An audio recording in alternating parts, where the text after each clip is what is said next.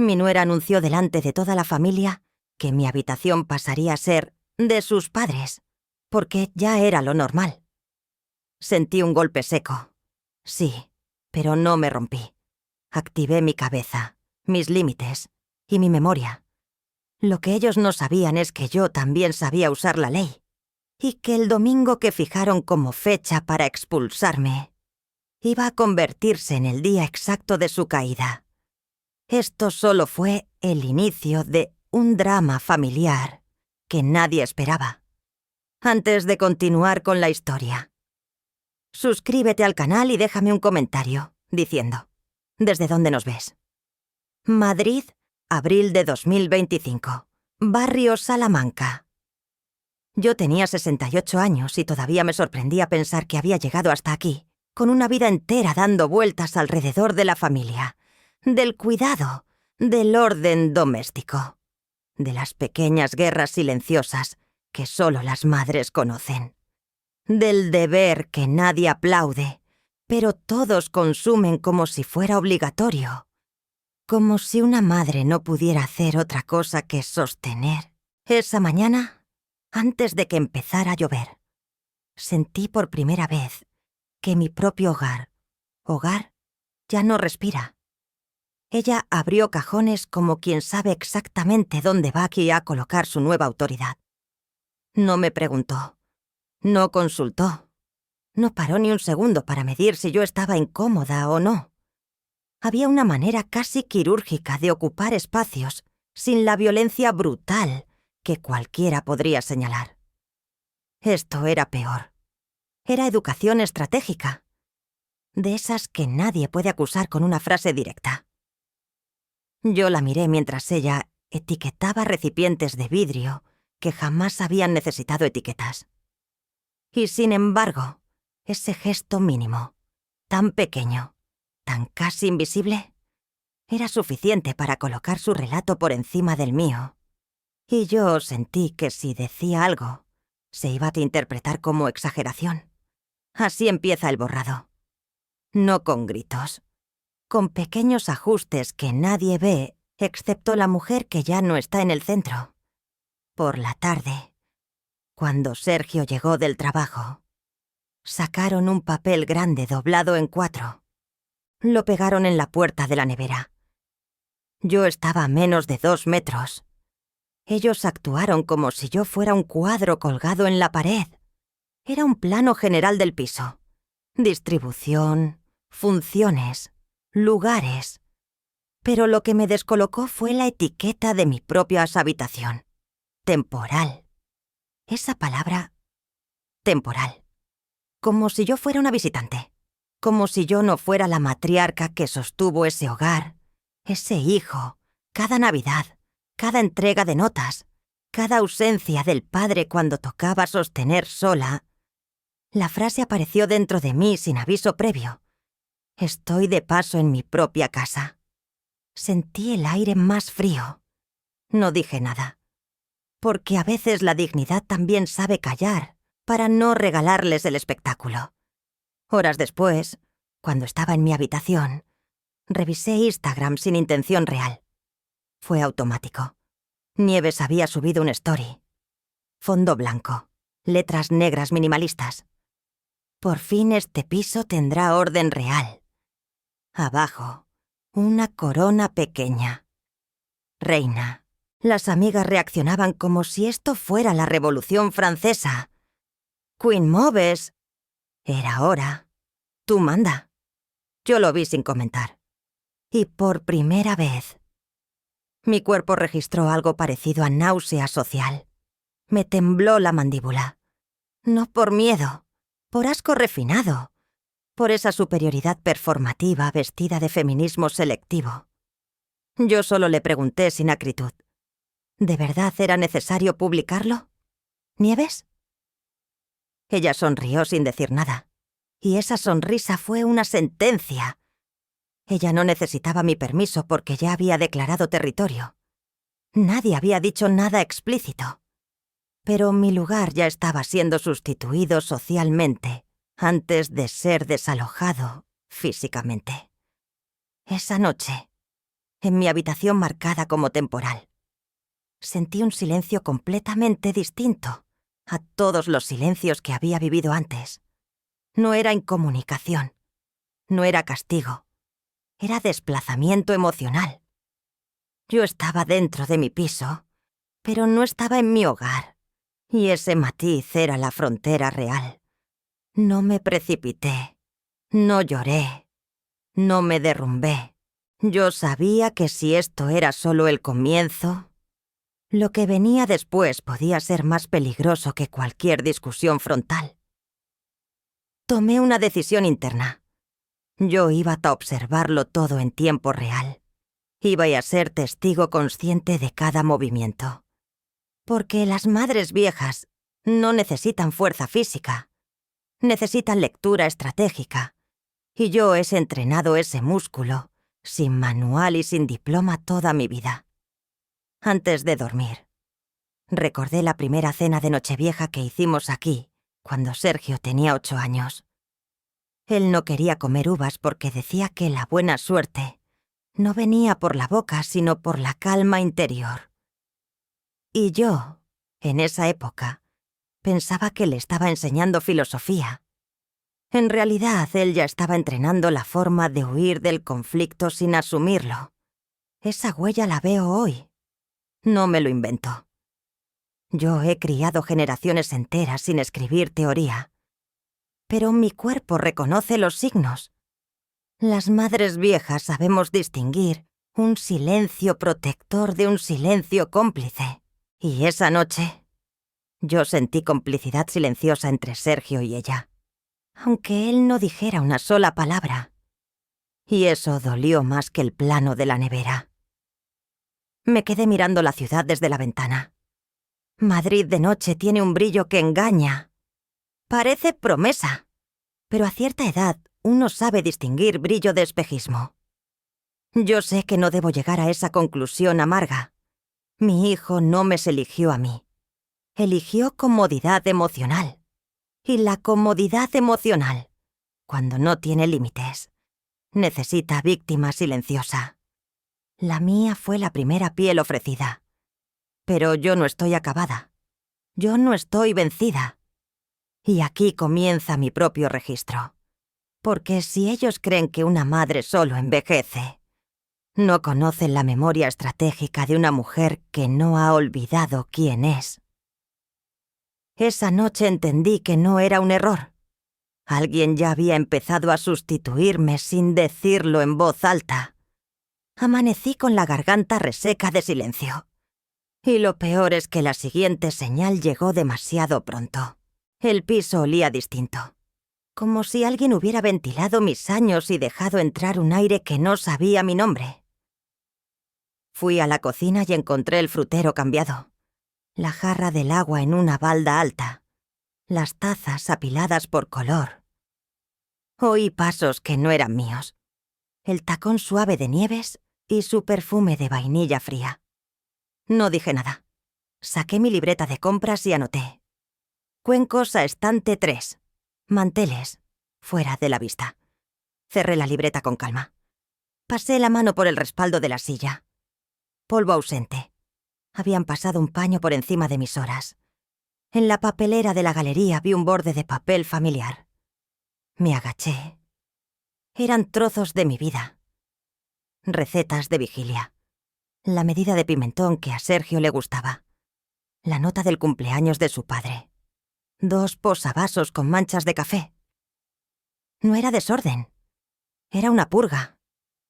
Al fondo, un imán con la foto de mi nieta. Partido por la mitad.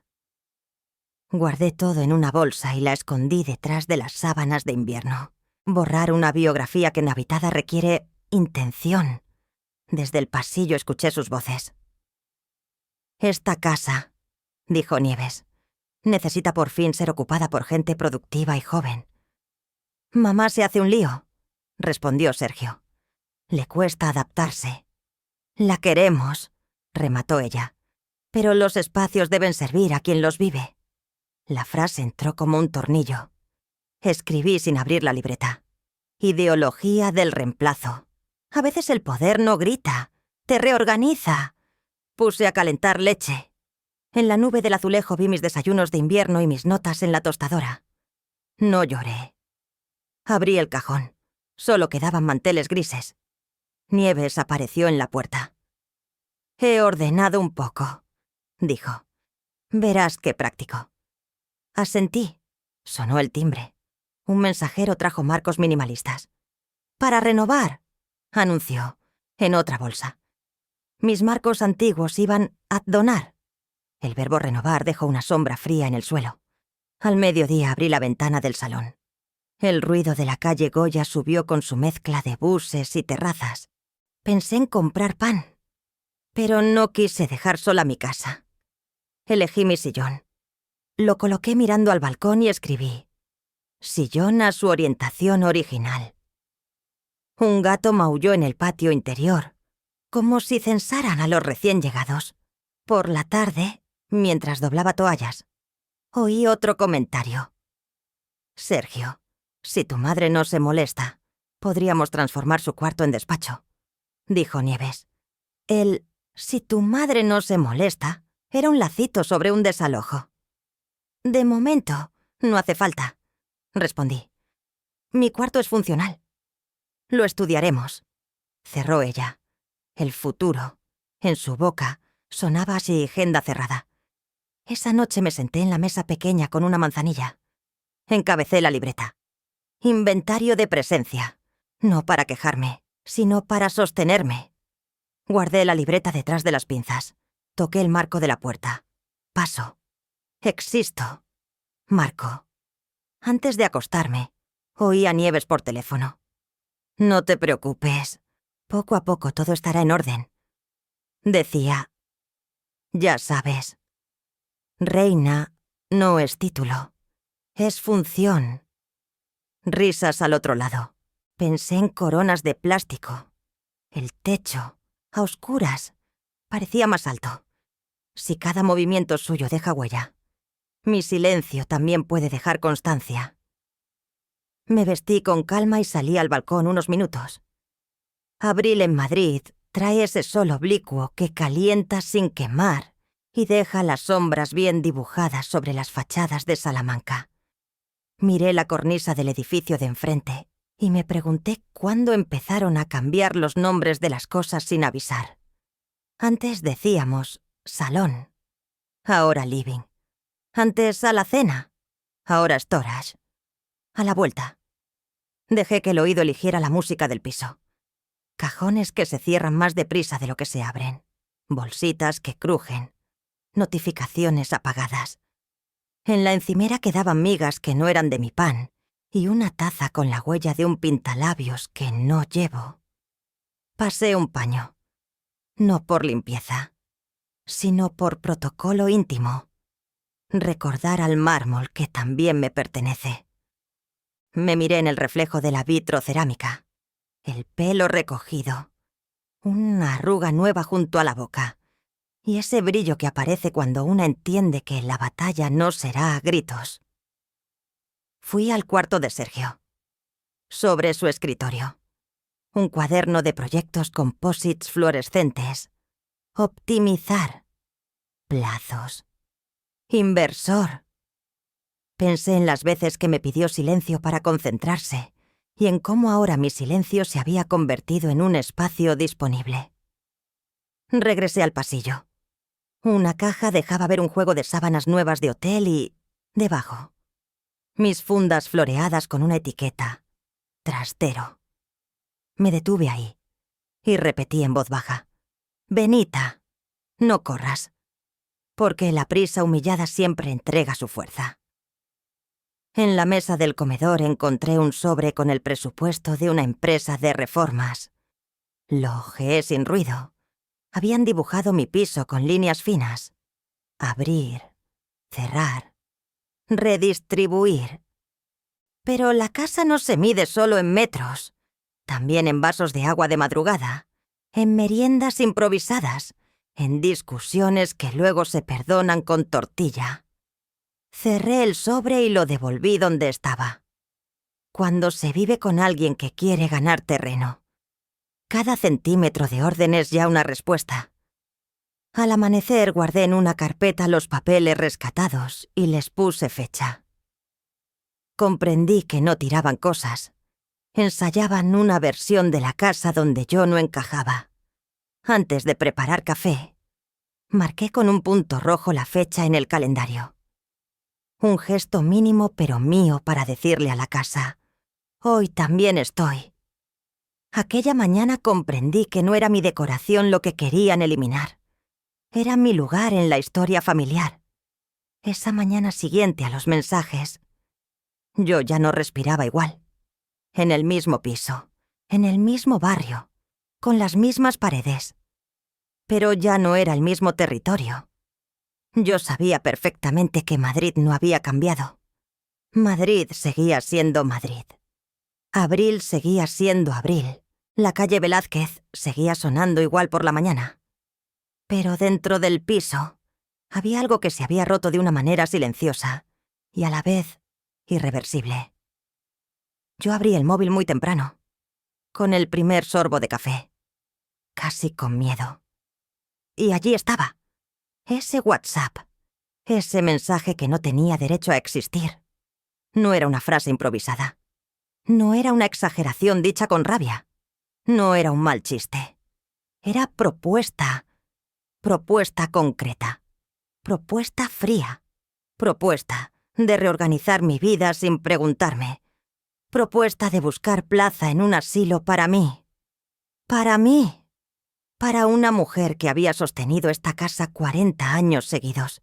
Y Sergio, reenviándomelo como si fuera un trámite administrativo más. Yo apoyé el móvil sobre la mesa. Me quedé en silencio. Ni lágrimas, ni gritos, ni argumentos, ni discursos. Solo silencio absoluto. El silencio de alguien que mueve la pieza interna sin necesidad de anunciarlo. Yo marqué ese mensaje, lo guardé, lo archivé. Supe que un día sería evidencia. Supe que un día yo necesitaría demostrar que esto no había nacido de mi imaginación emocional. Que ellos habían empezado el proceso de borrar mi lugar sin el menor pudor. Y luego vino el segundo golpe en ese mismo hilo. Y no era menos cruel. Nieves escribía: Benita ya no gestiona la casa con claridad. Esa frase no describe solo un estado. Esa frase redefine categoría humana. Esa frase te traslada del mundo de los sujetos al mundo de los objetos defectuosos. No habla de mí como persona. Habla de mí como función fallada. Es una anulación total de identidad. Es asesinato simbólico y sin ruido. En ese momento yo sentí el mayor escalofrío desde que este proceso empezó a tomar forma concreta. Yo recosté la espalda contra la silla, muy despacio. Yo no contesté. No podía contestar todavía. No debía.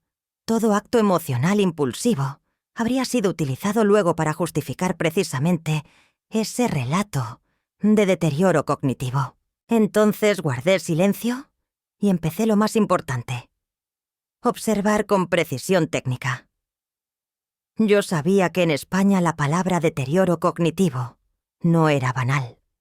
Yo sabía perfectamente cómo funciona la construcción de narrativa social. Y supe que Nieves estaba intentando redefinir mi rol histórico de madre a categoría de carga. Y luego llegó el tercer golpe. Nieves le mandó a Sergio un artículo entero sobre deterioro cognitivo leve en mayores que creen que controlan recursos familiares. Ese artículo no fue casualidad. Ese artículo era intento de normalizar la idea de que yo era problema que debía ser gestionado. No persona, problema. Una vez que te convierten en problema, cualquier decisión de expulsión se vuelve legítima. Allí supe que ya no era solo mi cuarto lo que estaba en juego. Era mi lugar histórico dentro de la genealogía familiar. Mi rol materno se convertía en objeto sospechoso. Esa tarde, yo no lloré. No temblé. No necesité llamar a nadie. Lo único que hice fue imprimir ese artículo, imprimir ese hilo y guardarlo todo en una carpeta física, una carpeta real, una carpeta que podría sostenerse delante de un abogado, delante de un juez, delante de cualquier funcionario que entienda la diferencia entre conflicto doméstico y planificación estratégica de eliminación identitaria.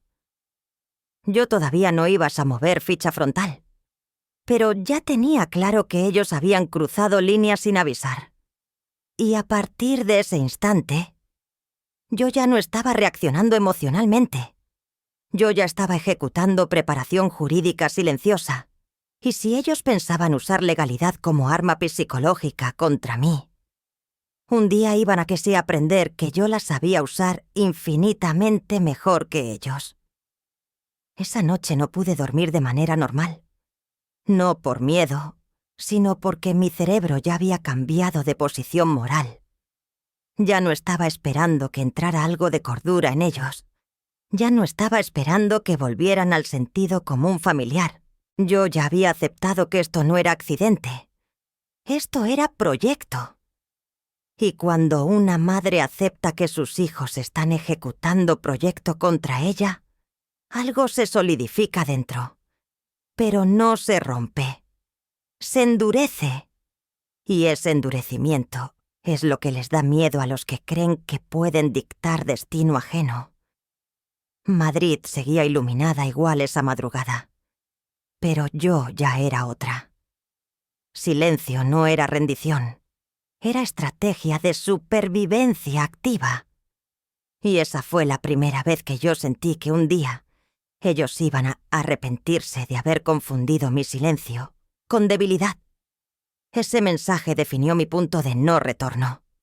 Esa misma mañana, sin comentar nada, sin un gesto dramático, sin siquiera cerrar la puerta con fuerza, yo me levanté, me duché con agua tibia. Me puse una camisa blanca planchada que hacía tiempo no usaba. Guardé el móvil en el bolso. Tomé mis gafas de leer. Y salí de casa.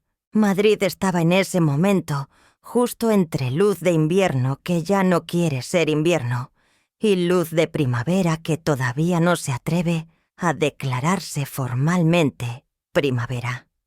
Barrio Salamanca tiene ese tipo de respiración elegante y seca, donde hasta el ruido del tráfico parece recortado, afinado, casi contenido. Yo caminé despacio por la calle Serrano, sin prisa, pero con un eje interno que nacía desde dentro de mi pecho, muy profundo, como si en ese caminar hubiera un retorno tácito a la mujer adulta que fui durante décadas. No era una fuga emocional, era una reorganización silenciosa de poder. Era, de hecho, la primera vez desde que ellos llegaron que yo volví a sentir mi territorio interno, donde yo decido desde dónde hablo y desde dónde pienso. Mientras caminaba, recordé que muchas veces una madre responde con emoción porque la memoria del cuidado, del sacrificio, del acompañamiento, del tiempo invertido. Todas esas capas nos enseñan a reaccionar primero desde el corazón. Pero esa vez yo decidí que mi respuesta no iba a ser emocional.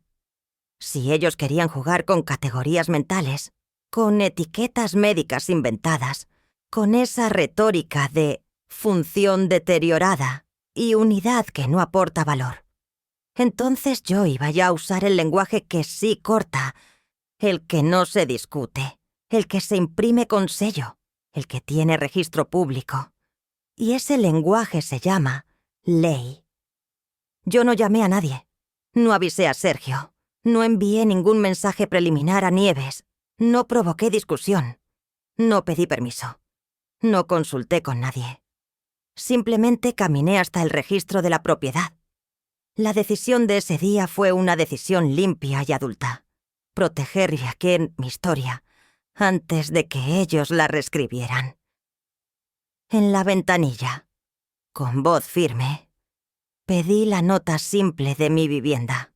Cuando recibí el documento, imprimido, con mi nombre, con mi DNI, con mis datos completos, sin ninguna modificación, sin cotitular, sin debate, sin interpretación subjetiva, sin narrativa de sustitución.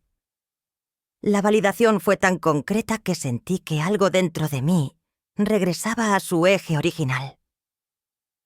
Esa línea objetiva en papel tenía más valor que cualquier argumento que ellos intentaran construir. Guardé la copia física y tomé foto para guardarla en digital. Yo no pensaba mostrársela todavía.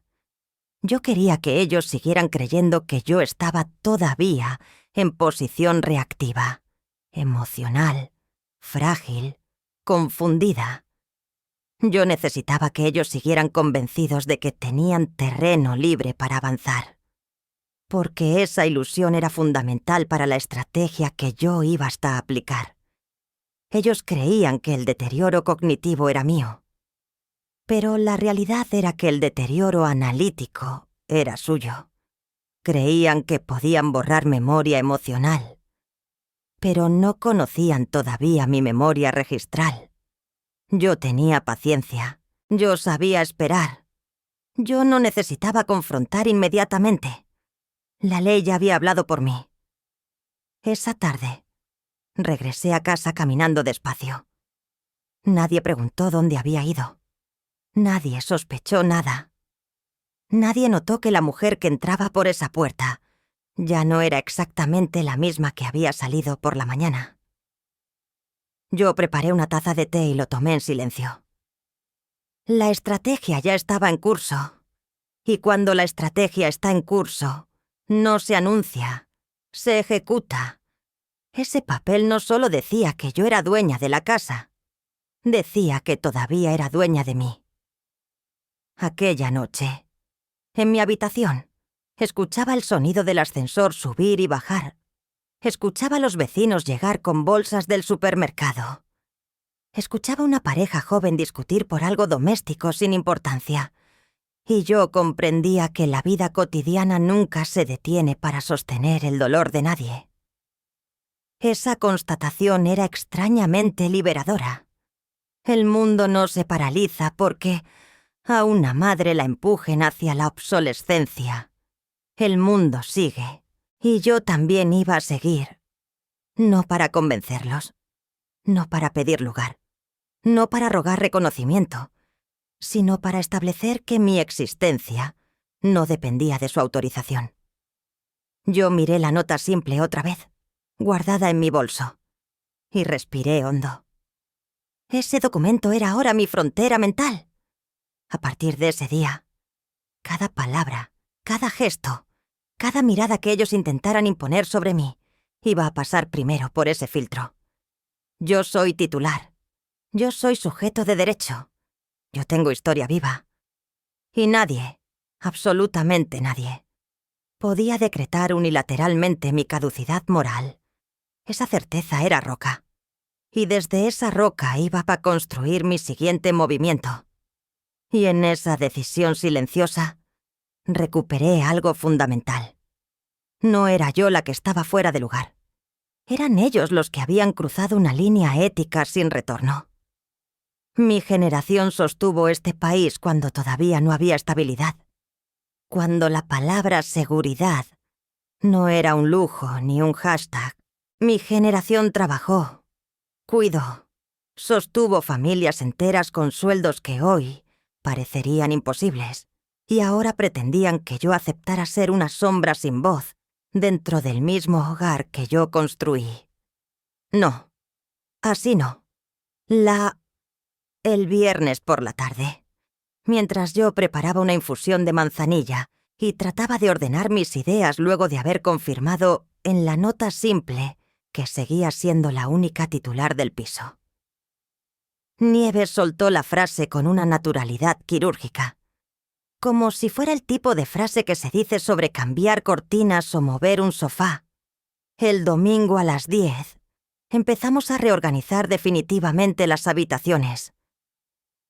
Sergio estaba delante, pero él no me miró. Bajó la vista a su móvil, y ahí, en ese segundo exacto, Yo supe que esa frase no había sido improvisada. Ese domingo a las 10 era el punto logístico donde ellos habían decidido que mi presencia pasaría a categoría de molestia estructural. No discutí. No hice ningún gesto dramático. No dije, ¿qué pretendes? Ni, ¿por qué? No lo iba a hacer. No les iba a regalar teatralidad ni lágrimas. Yo ya había cruzado una línea. Ahora yo ya jugaba en modo racional. Ya tenía pruebas. Ya tenía papeles.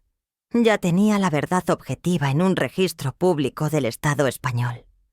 Así que simplemente asentí con la cabeza, como quien acepta un horario de entrega de paquetería. Pero dentro, algo se cerró y algo nuevo se encendió.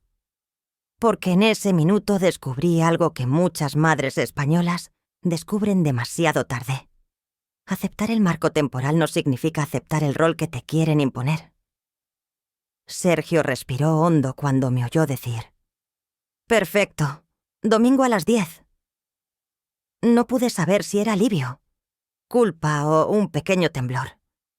Pero sí sé que Nieves interpretó esa frase como derrota, porque sonrió mínimamente, sin exagerar, sin desafío abierto, pero con esa seguridad de quien cree que ya controló la narrativa. Me fui a mi habitación, cerré la puerta y respiré. No para calmarme, sino para posicionarme.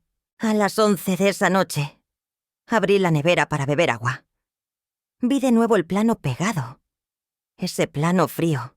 Ese mapa doméstico donde mi propia mi habitación estaba etiquetada como temporal. Y en lugar de sentir pinchazo, sentí método. Saqué el móvil, fotografié el plano, luego fotografié la hora, luego el calendario. Ese gesto, tan sencillo, tan doméstico, selló la narrativa real.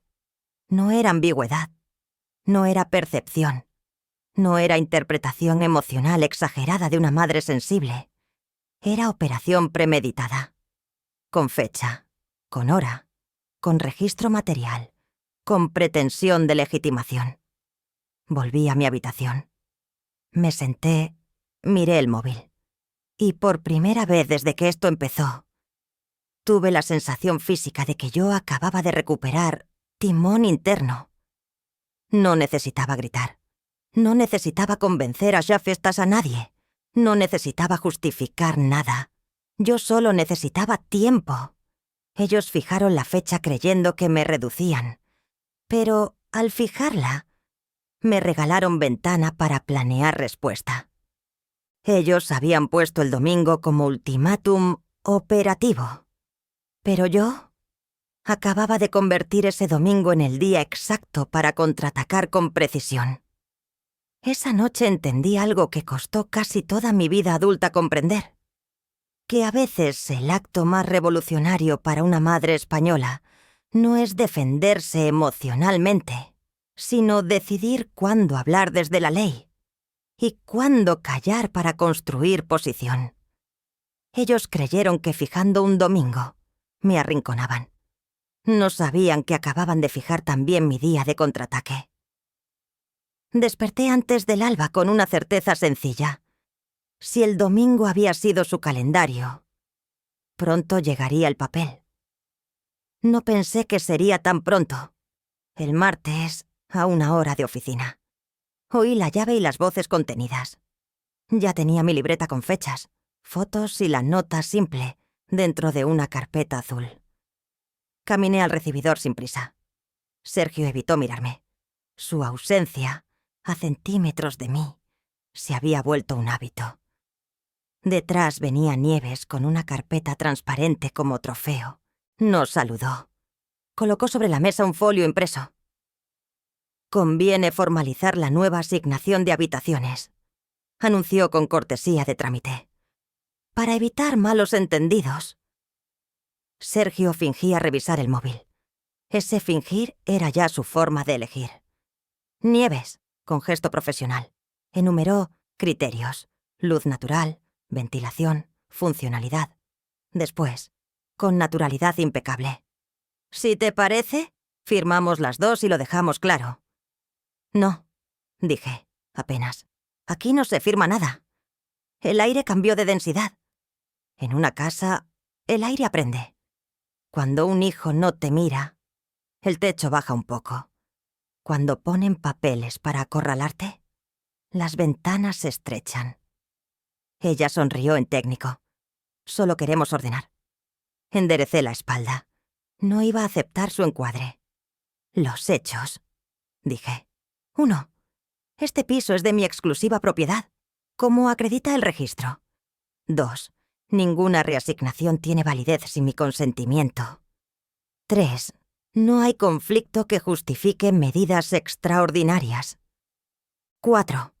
Lo que llamáis formalizar es intentar legitimar un desplazamiento». Hablé despacio mirando a Sergio. Se removió. A Nieves se le tensaron los hombros. Proseguí. «Si deseáis logística, podemos hablar. Si deseáis autoridad, no hay debate. En mi casa, decido yo». Nieves giró el folio como si por el reverso hubiera un plan B. «No hace falta ponerse así. Benita». Sergio murmuró. «Mejor dejarlo claro». La frase «pequeña» me abrió una línea de dolor que ya conocía. El niño al que enseñé a abrocharse los zapatos necesitaba que su madre firmara su irrelevancia. Repetí sin emoción. Propiedad, titularidad, consentimiento, límites. Dejé el silencio entre nosotros como pared maestra. Entonces Nieves cambió de arma. Se sentó frente a mí y soltó la frase que no debería existir. «Benita ya no decide sola». No llevaba insulto. Era bisturí. Si yo ya no decidía sola, podían invocar la máscara del cuidado responsable, el rumor de la confusión de mayores, el manual blando de protocolos familiares. Comprendí la arquitectura. Empujar mi autonomía a la niebla para reescribir la jerarquía. Si yo era unidad deteriorada, todo acto mío sería discutible. «¿Desde cuándo?», pregunté. No respondieron. Sergio dio 2 pasos y se detuvo. «Desde que vivimos aquí, todo afecta a todos», dijo, sirviéndose un argumento de autoayuda para diluir la ley en buenas intenciones. «No confundáis convivencia con tutela», repliqué. «Podéis proponer, no podéis imponer, y menos rebajar mi capacidad sin diagnóstico ni juez. En España lo serio no se decide con un folio en una funda». Nieves cruzó la pierna. «Entonces, ¿te niegas a adaptarte?». Pronunció «adaptarte» como el verdadero litigio. Me levanté, recogí el folio y lo devolví con cuidado. «Me niego a convertir mi dignidad en un trámite». El silencio que siguió fue limpio. Se oyeron los ruidos de la calle. La moto, el panadero, un vecino. El mundo seguía. También cuando a una madre le retiran la silla. Abrí el cajón. Saqué la carpeta azul y dejé sobre la mesa la copia de la nota simple. Con fecha. Tomo y finca. No la acerqué. Dejé que los datos respiraran. Esto no es emocional, es un hecho. No necesito permiso para ocupar mi dormitorio. No necesito que nadie me ratifique. Y, si insistís, lo que hará falta no será vuestra carpeta, sino un abogado. Un temblor minúsculo cruzó el labio de Sergio. Nieves se recostó 1 centímetro. Intentó una última maniobra. «No queremos llegar a eso. Solo buscamos lo mejor». Me permití una media sonrisa sin dientes. «Entonces empezad por lo correcto. Respetad». Los dejé en el salón y fui a la cocina. Puse agua a hervir. Cuando la tetera canta, la realidad se ordena. Al servirme, escuché el arrastre de una silla. Ni disculpa ni rectificación. Solo el repliegue práctico de quien prepara otra embestida. En el pasillo, antes de irse, Nieves repitió, como quien levanta acta: «Benita ya no decide sola». No contesté. Abrí el cuaderno y anoté la frase. Entrecomillada. Con hora. Guardé también una foto del folio en mi móvil. Cerraron la puerta. El piso recuperó su tamaño. Fui al dormitorio y respiré largo. No era victoria. Era centro. Si querían destruir mi autonomía para quebrarme, eligieron el peor terreno. A los papeles se les responde con papeles. Y a la narrativa, con verdad documentada. Revisé mis llaves. Registré en la libreta el número de copias. Actualicé los contactos con el administrador de la finca y redacté un correo sobrio sobre incidencias de convivencia. Nada de quejas, solo hechos, fechas, adjuntos. Luego pedí cita con un abogado del barrio. Quería una conversación serena por si el siguiente paso era el que intuía. No tenía prisa. El tiempo, al fin, jugaba conmigo. En el espejo me vi sin drama, con la serenidad de quien vuelve a su edad verdadera.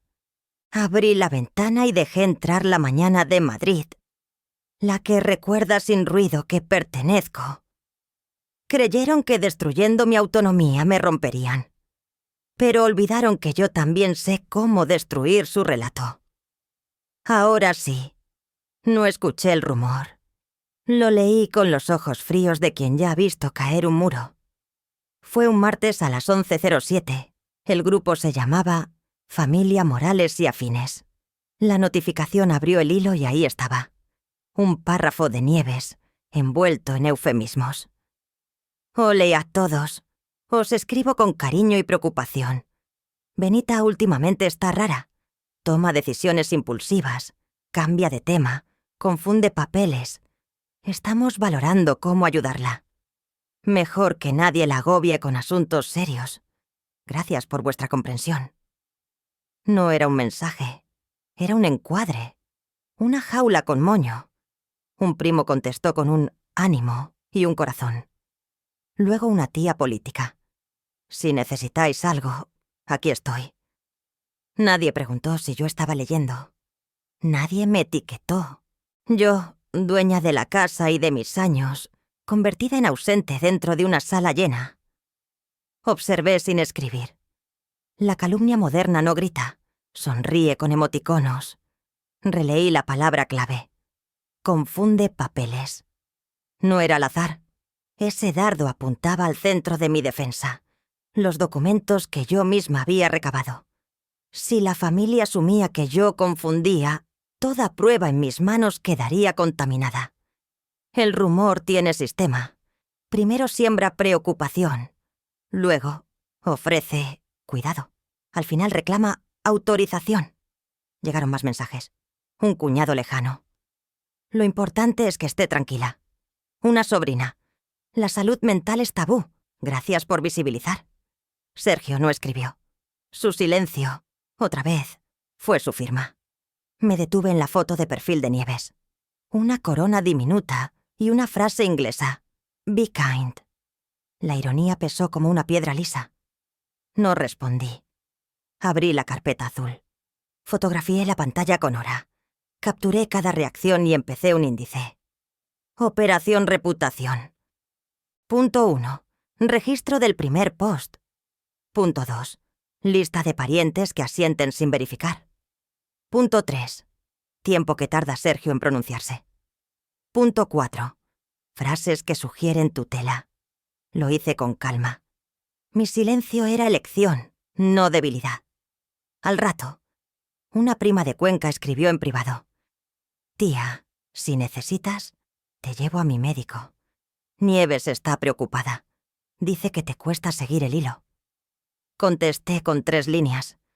Gracias por el cariño. Estoy bien. No delegues en terceros lo que puedes preguntarme a mí. Envió un audio de disculpa. Lo guardé también. Aprendí que el rumor deja huellas si no lo persigues. Basta con cercarlo. El golpe más hondo fue ver cómo la gramática cambiaba mi lugar. Pasé de sujeto a objeto, de voz a caso clínico. Benita dejó de ser la madre que organizaba Nochebuena para ser un expediente. Entendí la arquitectura del ataque. Antes del pleito, matar mi credibilidad. Si lograban que yo fuese la que confunde, cualquier abogado contrario aplastaría mis palabras con 4 tecnicismos y un suspiro. No me quebré. Fui a la cocina y, con la taza humeante entre las manos, repasé lo que me sostenía. Mi memoria de cosas concretas, mi hábito de anotar, mi vecina Rosa, testigo de mis mañanas, mi directora de banco, que me conoce, mi médica de cabecera. No discuto con opiniones. Alineo hechos. En el chat. Nieves añadió otra capa. Para cualquier gestión, por favor, hablad primero conmigo o con Sergio. Así evitamos agobiar a Benita. El desplazamiento administrativo sucedía en vivo. Pensé en la palabra tutela. Ese abrigo que es mordaza. Cerré el grupo. El veneno no se diluye mirando la botella. A media tarde, marqué 4 llamadas discretas. Con Rosa, la vecina. Quedé para un café y le pedí, con naturalidad, una nota sencilla sobre mis rutinas, por si hiciera falta. Dijo, por supuesto. Con mi médica, solicité informe de salud actualizado. Tensión, glucosa, test cognitivo breve. Me dio cita. Con el banco. Pedí certificación de movimientos recientes y firma comparada. Todo en tono sereno. La reputación también se documenta. Mientras tanto, en el grupo, se reproducía la coreografía del paternalismo. Una sobrina compartió un artículo. Otro pariente escribió que lo importante es que Benita esté acompañada. Nadie dijo la palabra que operaban. Desposesión. En medio del coro, apareció un mensaje solitario de Antonio. Amigo de la familia. Antes de opinar, escuchad a Benita. Siempre ha pensado claro. Bastó para recordarme que no todo estaba perdido. Cerca de las 8. Sergio envió por fin un texto neutro. Gracias por preocuparos. Estamos organizándonos. Os mantendremos informados. El estamos me ausentaba. El informados convertía a la familia en comité.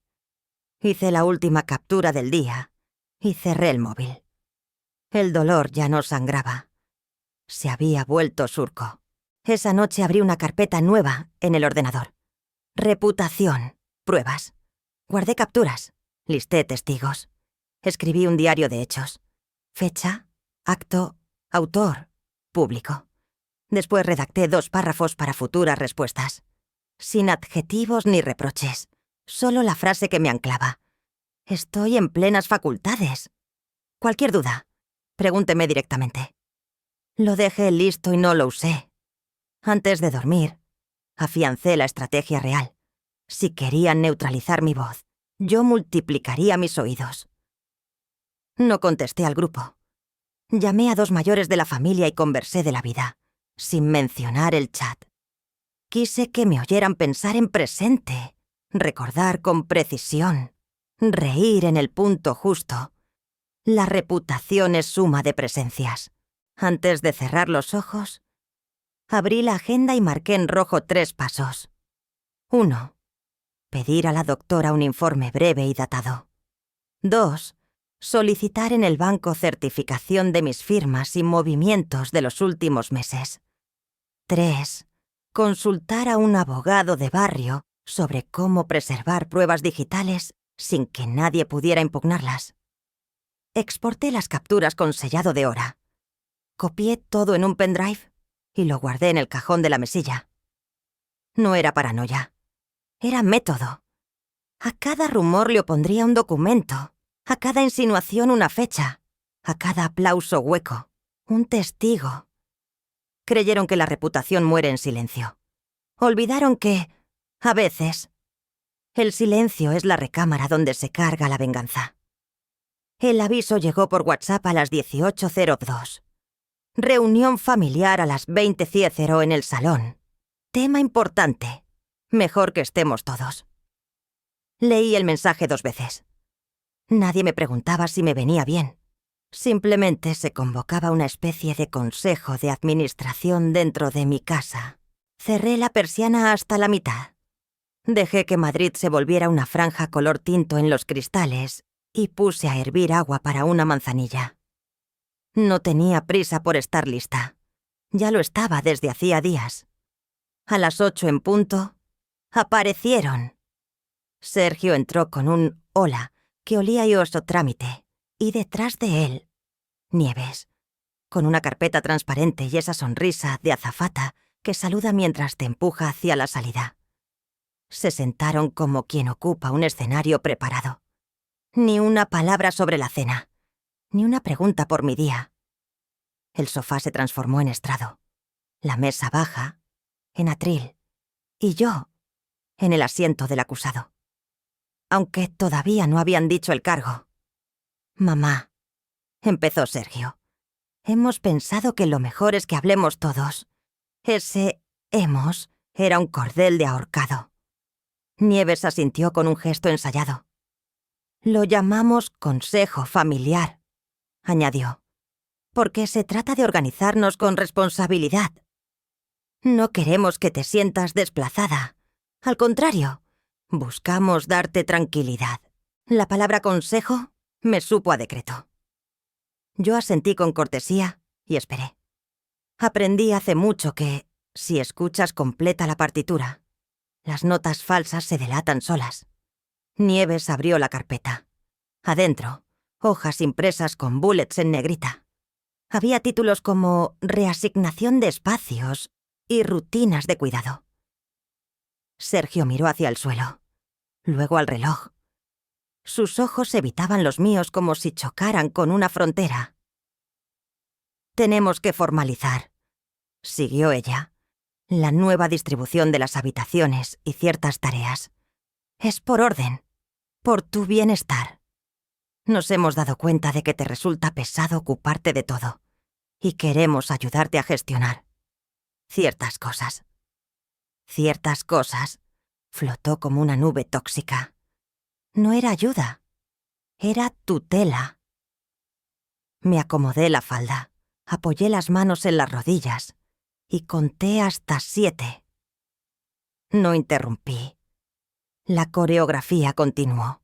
«Para que no haya malentendidos», dijo Nieves, «proponemos que el dormitorio grande pase a ser multiuso y que el tuyo quede como estancia temporal.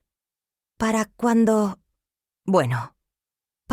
prefieras descansar sin responsabilidades. Nos ocuparemos nosotros de las gestiones prácticas. Compras, facturas, médicos, todo centralizado. Así ganas paz. Estancia temporal». La misma etiqueta que habían pegado en la nevera, ahora envuelta en celofán moral. La paz que ofrecían era silencio sin puerta. Sergio carraspeó. «Mamá, solo queremos hacer las cosas bien. Tú no tienes por qué cargar con todo. Somos una familia moderna, organizada. Moderna, como coartada para cambiar cerraduras». Dejé que el agua de la manzanilla se enfriara en mi garganta y respiré hondo. Si respondía desde la herida, me dejarían sin voz.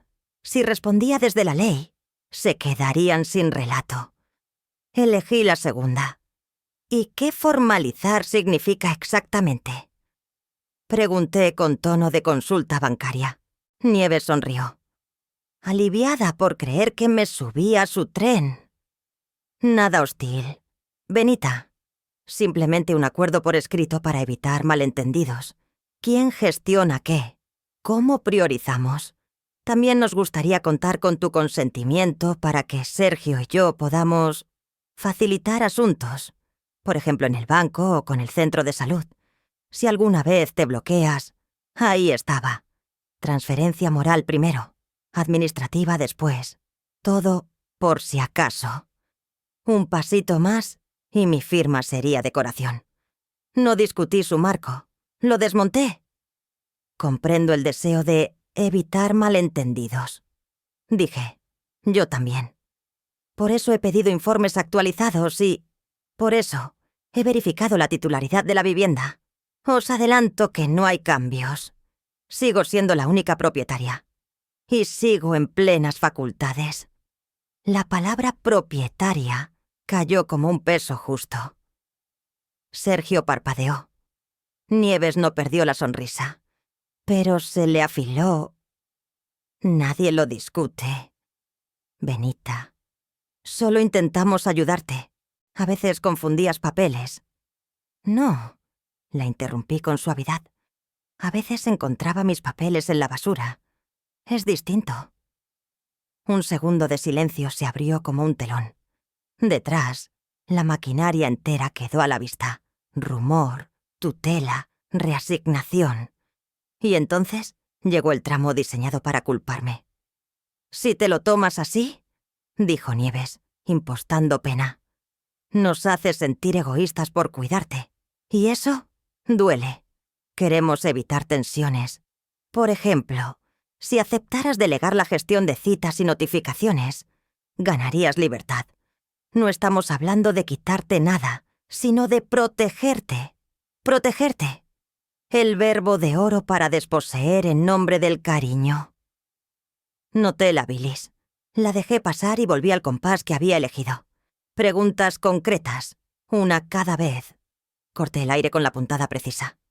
«Entonces», dije, «aclaremos una cosa. ¿Ya firmasteis fecha exacta con el geriátrico?» Ni un suspiro.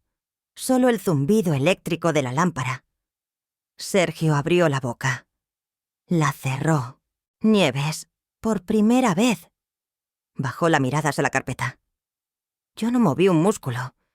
La pregunta era bisturí. Si respondían que sí, quedaba desnuda la ayuda. Si respondían que no, su consejo era un globo sin cuerda. En ambos casos, el marco se rompía. «No es una decisión», balbuceó Sergio. «Pues hemos consultado, nada más. Yo diría, iniciado un trámite», añadió Nieves, intentando recuperar el guión. «Información, por si acaso, con fecha propuesta». Pregunté. Silencio otra vez. El salón se encogió 1 centímetro. Saqué el móvil, sin teatralidad, y anoté. Consejo familiar. 2023. Reconocen consultas a geriátrico. No necesité alzar la voz. La cuchilla ya había hecho su trabajo. Si verdaderamente hablamos de evitar malentendidos, continué, entonces quedará por escrito lo siguiente.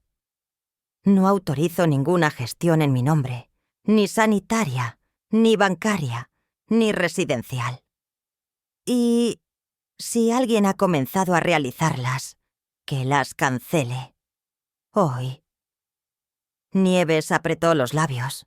Sergio se pasó la mano por el cabello como cuando era niño y escondía un cromo que no era suyo.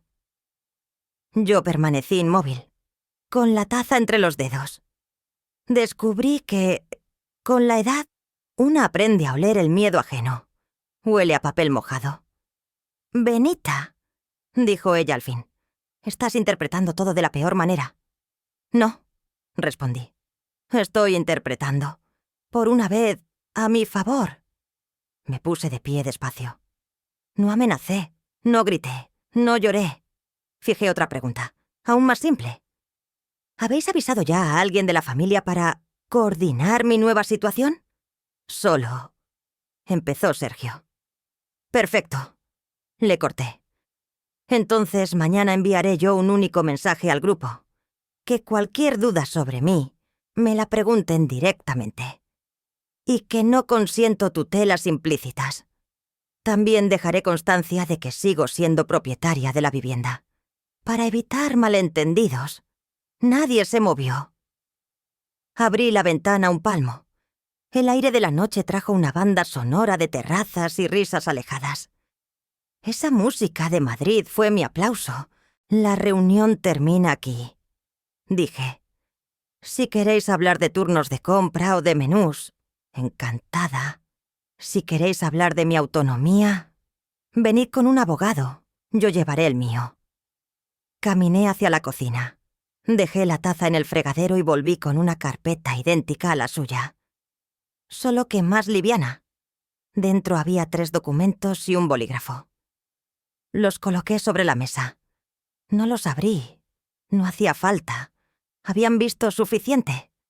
Ellos pensaron que el silencio era mi debilidad. Pero en silencio, afilé cada hoja que usaré contra su relato. Los primeros días de junio llegaron con un calor que pegaba la ropa a la piel y hacía más lento el pensamiento. Yo lo agradecí. La lentitud permite observar sin que te noten. Después del consejo familiar, el grupo de primos y cuñados siguió funcionando como si nada. Pero el tejido ya no era liso. En los mensajes de buenas tardes y recetas de gazpacho aparecieron pequeñas costuras abiertas. Una prima de Sergio preguntó, casi al pasar, ¿por qué yo ya no organizaba la cena de San Juan como cada año? Nadie contestó durante horas. Cuando por fin habló Nieves, lo hizo con un «este año vamos a simplificar». Era una frase neutra, demasiado neutra. Yo no corregí. No expliqué, no defendí. Dejé el silencio hacer su trabajo. Quien ha cosido manteles sabe cuándo un hilo se ha soltado. No hace falta tirar. Basta con mirar. También llegó a mí, por vías que nunca anuncio, el comentario de un tío que vive en Alcalá. Qué raro que Benita ya no lleve las cuentas del edificio. Siempre ha sido cuadriculada. Me llamó cuadriculada, con afecto, que es la forma popular de respetar a quien no se equivoca. Se equivoca en la suma. Tampoco respondí. En mi libreta, donde anoto hoy, en letras pequeñas, lo que antes resolvía de memoria. Escribí dudan. Solo esa palabra. Saber que los otros empiezan a preguntarse por su cuenta tiene una dulzura que no embriaga. Estabiliza. El domingo me crucé con la hija de una vecina en el portal. Traía flores para su madre. Y, como quien no quiere, dijo, mi madre dice que te ve estupenda. Benita, que no entiende por qué ya no te ocupas de la junta. Sonreí. Estoy ocupándome de lo que toca, respondí, y abrí el buzón como si ahí dentro estuviera la prueba de vida de una mujer corriente. Lo estaba, el recibo de la comunidad, pagado el primer día, como siempre, en casa. Los signos en Sergio empezaron a cambiar de frecuencia. No eran disculpas, no todavía. Eran fugas. Al pronunciar mamá, la voz se le enturbiaba un grado. Al hablar de organización, miraba el teléfono con una urgencia inventada. Si Nieves soltaba un «ya lo decidimos», él añadía después un «lo hablamos», que sonaba a dilución. Yo lo observaba con esa mezcla de ternura y cansancio que da haber visto crecer a un hijo y ahora verlo encogerse. El remordimiento, cuando nace, no pide permiso. Empuja desde dentro como una planta que abre la losa. Una noche me pidió la sal en la cena y la sostuvo demasiado tiempo en la mano. Sin usarla, un gesto mínimo. Pero en Sergio los gestos mínimos siempre han sido confesiones. Evitaba ciertas palabras. Geriátrico. Desapareció de su vocabulario. Formalizar. Se convirtió en ver cómo lo hacemos. En el pasillo. Alguna vez. Su sombra dudó entre pasar delante de mí o dejarme paso. Son sombras que solo ve quien convive con las propias. No celebré por dentro. No me ablandé. Saber que el otro siente un pinchazo no te cura la herida. Me limité a registrar. Microculpa en Sergio. Mirada al suelo, plus tiempos muertos. Y cerré la libreta. La grieta mayor llegó en un almuerzo de barrio, una de esas comidas improvisadas que montan las vecinas veteranas en la terraza interior para hacer corriente cuando aprieta el calor. Cada una llevó algo. Yo, una tortilla con cebolla. Como siempre. A mitad de la comida, Nieves, que últimamente aparecía en todos los escenarios con aire de coordinadora, empezó a hablar de lo importante que es organizar las responsabilidades por generaciones. Varias cabezas asintieron por inercia. La palabra generaciones suena bien si no se la mastica. Entonces, con esa seguridad de quien se ha creído su propia versión, añadió que, por fin, las facturas estaban al día, porque ahora las llevo yo. La frase cayó como plato al suelo. 2 vecinas se miraron. Una, la del quinto, dijo bajito. Pero si Benita siempre las ha pagado el primer día. La otra asintió con un toda la vida. Nieves sonrió. Quiso recoger el plato roto con otro relato. Sí, claro, pero últimamente, ya sabéis. Nadie sabía, porque no era verdad. Sergio dejó el tenedor en el borde del plato, de espaldas a su propia postura. Yo seguí cortando la tortilla con calma. Un vecino sacó el móvil. ¿No fue Benita la que pidió el presupuesto del ascensor el mes pasado? Abrió el grupo de la comunidad. Deslizó arriba y leyó en voz alta mi mensaje de mayo con los 3 presupuestos comparados. Hubo un murmullo que no era contra nadie. Era a favor de la realidad. Nieves se llevó un mechón detrás de la oreja. Ese gesto, en ella, siempre delata ajuste de guión. Bueno, dijo, modulando. Me refería a que ahora queremos repartirlo todo mejor, para que Benita descanse. Benita descansa cuando decide, contestó la del quinto, con esa sabiduría de quien ha doblado muchas sábanas. Y decide bien. Nadie aplaudió, porque en los patios interiores no se aplaude, se confirma con silencios que asientan. Yo bebí un sorbo de agua y dejé que el vaso quedara exactamente en el círculo húmedo del mantel, marcando mi sitio. A partir de ese mediodía, el daño dejó de ser rumor y se volvió visible. Los mismos que habían tragado. Por educación. El discurso de cuidarme. Empezaron a probar el sabor de la contradicción. Nieves había dicho, con amigas, que yo me liaba con papeles. Y sin embargo, ahí estaba el chat con mis cuentas claras. Dijo que me agobiaban las gestiones. Y sin embargo, yo había resuelto sola una cita en el centro de salud para la vacuna de refuerzo. Las pruebas eran pequeñas y públicas. Tickets guardados, mensajes en grupos, recibos que hablan. No tuve que narrarme. Me narraron los datos. Por la tarde. Sergio vino a la cocina por un vaso y se quedó mirando la ventana. Dijo mi nombre como si pidiera permiso para decirlo. Mamá, dime. Nada. Que la tortilla estaba buena. Habría sido un comentario inofensivo un mes antes. Ahora era una tregua diminuta. La primera que no me pedía rendición a cambio. No lo rescaté con caricias. A veces el amor consiste en no facilitar la coartada.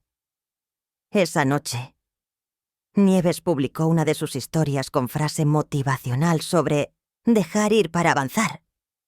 El filtro dorado no tapaba la costura.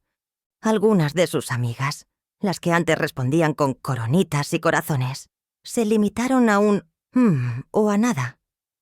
En el grupo familiar, alguien preguntó por qué ella hablaba de cambios necesarios, si Benita siempre ha sido ordenada. Respondió Sergio con un no es para tanto. Nieves no le puso me gusta. Yo, en mi mesa, abrí la carpeta donde guardo mis papeles y releí la nota simple.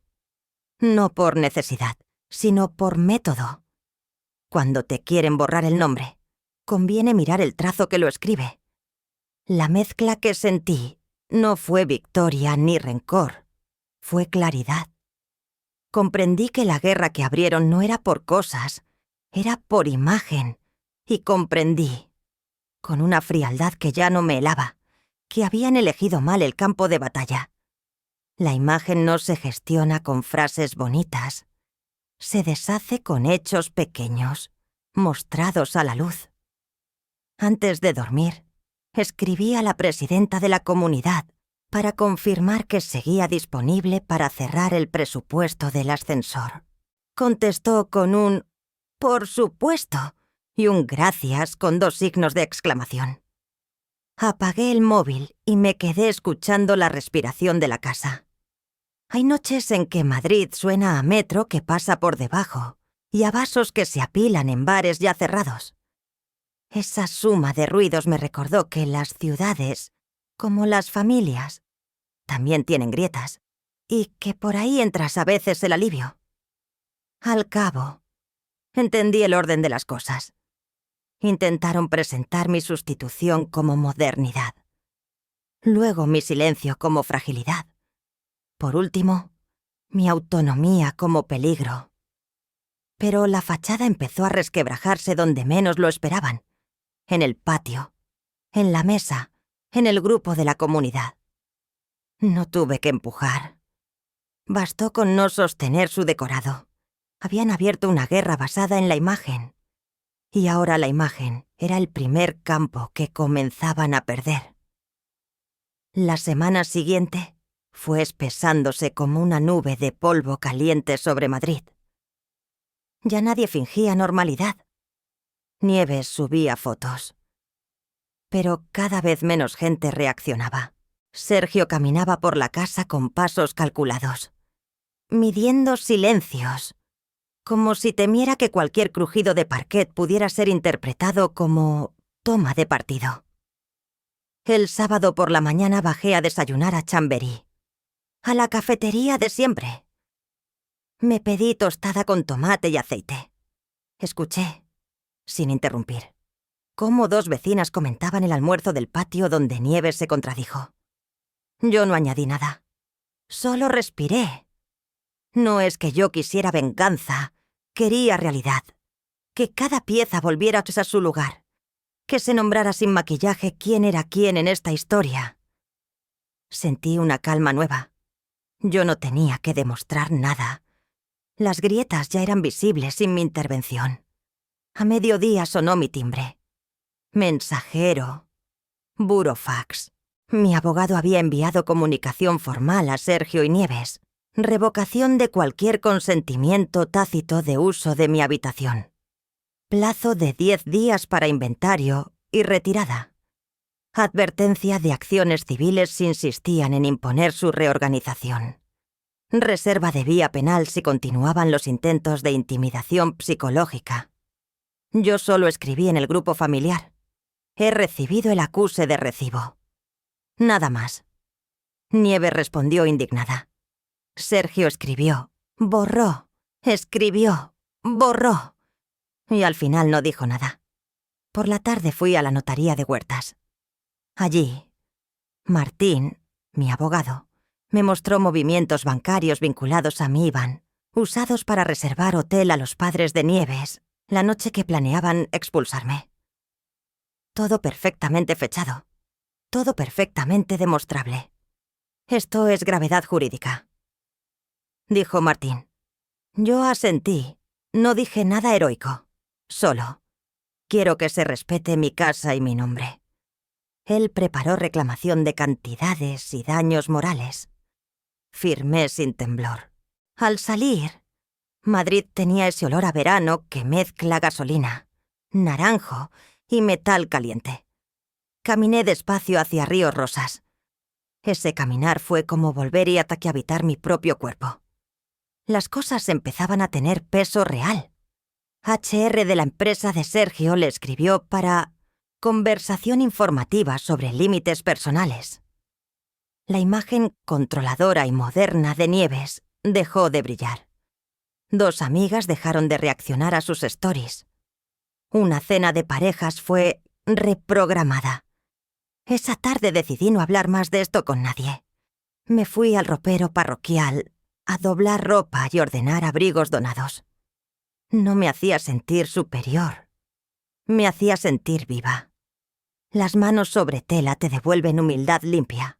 Lo pequeño que permanece es lo que no necesita espectáculo.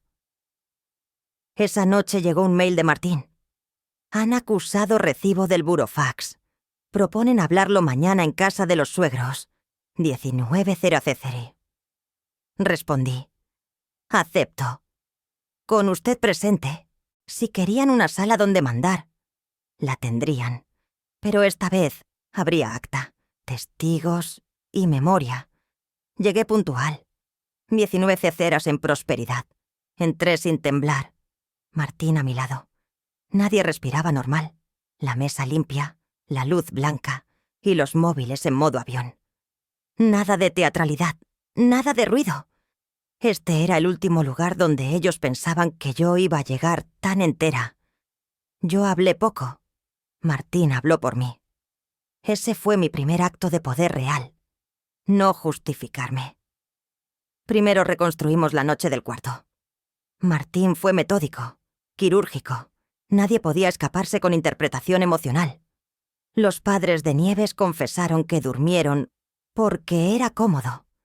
Yo solo pregunté, ¿quién cambió mi colcha?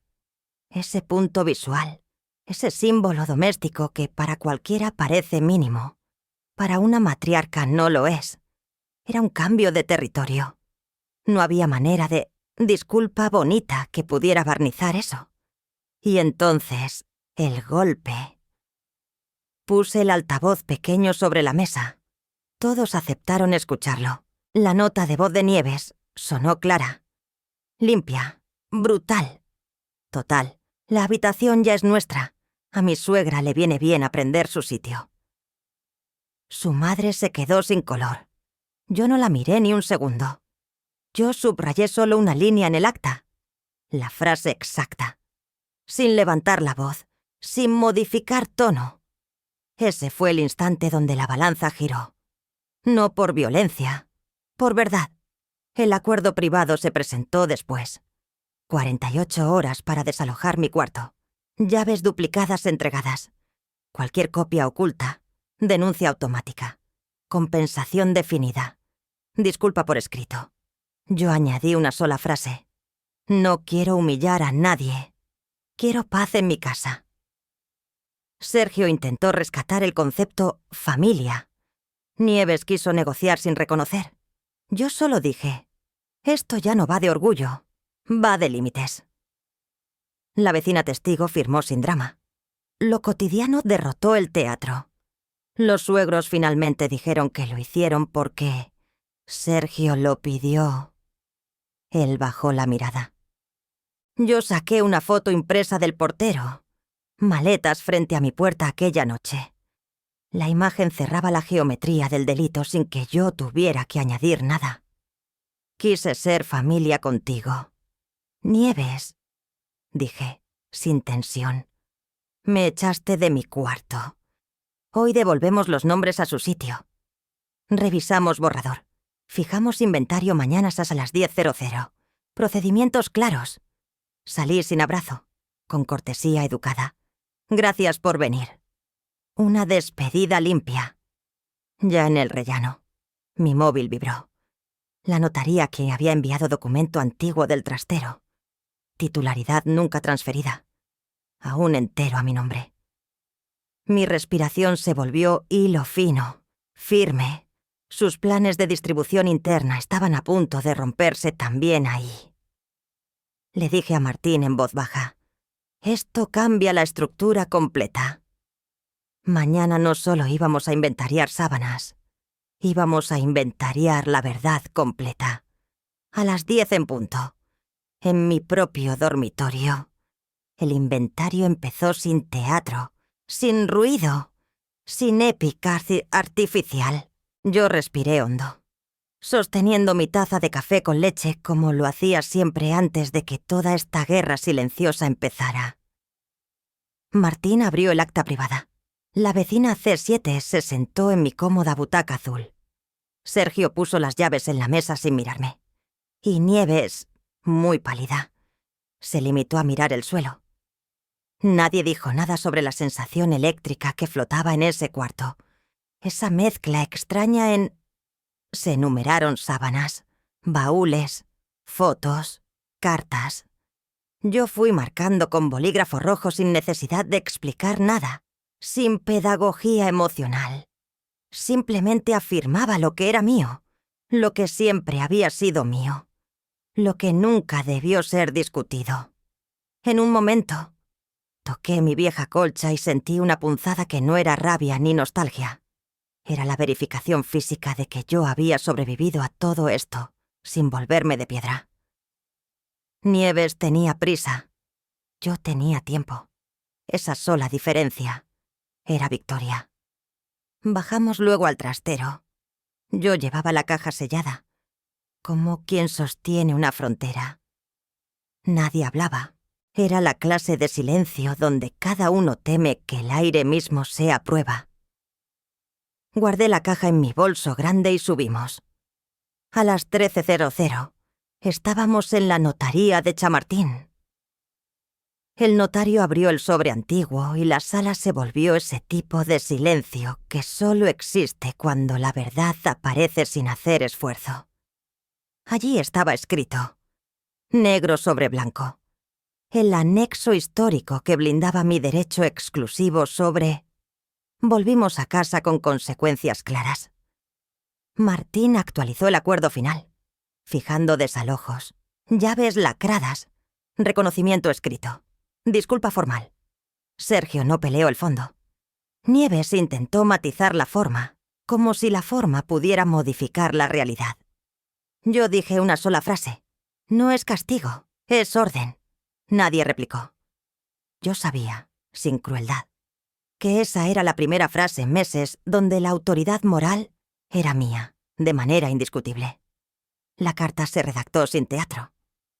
Nieves escribió: expulsé a Benita de su cuarto y lo cedí a mis padres sin derecho y sin respeto. Pido perdón. Ciete firmó como testigo. Yo agregué una sola línea. El nombre de Dolores vuelve a su sitio en esta casa. Colgué mi foto encima del cabecero. Sergio la miró largo rato y solo dijo muy bajito: lo siento, mamá. Y no era teatro. No era manipulación. Era, por fin, realidad. Los padres de Nieves se marcharon en silencio, con sus cosas dobladas, sin escenografías de víctima ni golpes de puerta dramáticos. No hubo espectáculo. Hubo consecuencia. Martín envió burofax con copias y programó anotación preventiva en el registro. Yo exigí reglas claras para la convivencia, horarios, invitados, gastos. Se aceptaron todas, sin épica, sin pelea prolongada, sin necesidad de derrumbar a nadie. Simplemente, orden. Más tarde, en el trastero, guardé el anexo notarial en una caja nueva y dejé una pequeña caja en la repisa de la entrada para Sergio. Dentro, una copia de la foto del cabecero y un duplicado de mi llave del dormitorio. No para uso, para recuerdo, para que él, cuando mire hacia atrás en 20 años, pueda enseñarle a alguien más viejo o más joven que él que el respeto no se hereda, se practica. Al anochecer, apagué la luz del dormitorio principal.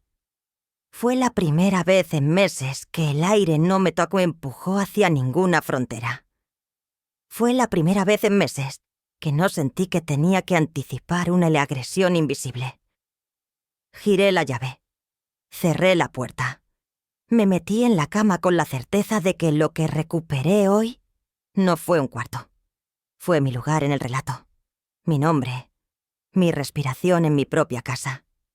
Y así, en silencio luminoso, por fin pude dormir en paz. A la mañana siguiente, mientras el sol entraba por las persianas, hice café lentamente, con calma antigua, sin prisa. Sentí algo que hacía meses no sentía, que mi cuerpo volvía a habitar mi vida, que mi vejez no era territorio enemigo ni territorio en disputa. Era un lugar legítimo, con historia, memoria y derecho. Abrí la ventana y escuché a los niños del colegio cercano entrando al patio. Y por primera vez, no tuve miedo de futuro. No esperaba milagros. No esperaba reconciliaciones perfectas. Esperaba Miré mi mesa del comedor y pensé en las mujeres de mi mismo barrio.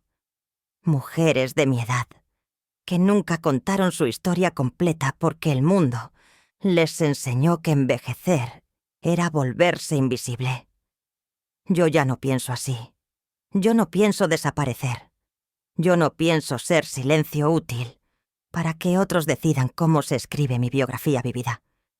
Yo existo. Yo tengo nombre. Yo tengo casa. Y no dejaré nunca más que nadie vuelva a narrarme desde otro lugar que no sea este. Mi lugar propio. Ganado. Sostenido. Habitado.